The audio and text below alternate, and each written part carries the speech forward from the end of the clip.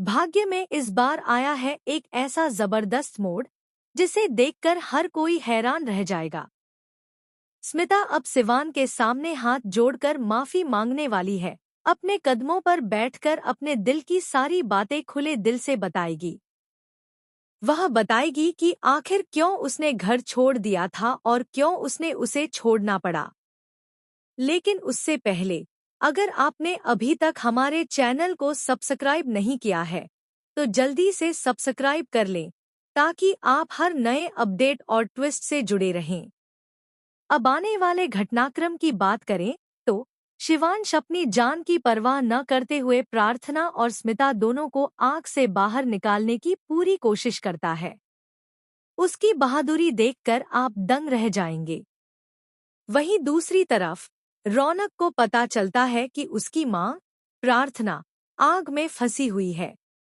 वह अंदर घुस जाता है, लेकिन जब देखता है कि शिवांश प्रार्थना को बचाकर बाहर ला रहा है तो उसका गुस्सा फूट पड़ता है और वह कहता है, नहीं, यह मेरी प्रार्थना को छू भी नहीं सकता।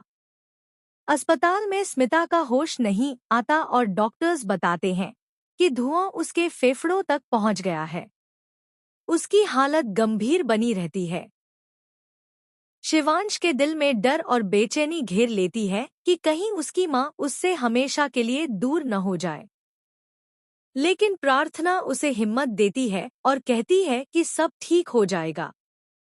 प्रार्थना शिवांश को यह भी बताती है कि उसने कभी यह नहीं जानने की कोशिश की कि स्मिता ने आखिर क्यों घर छोड़ा। शिवांश कहता है कि उसने कभी इस बात को समझने की कोशिश नहीं की। पर क्या कोई मां अपने बच्चे को छोड़ सकती है?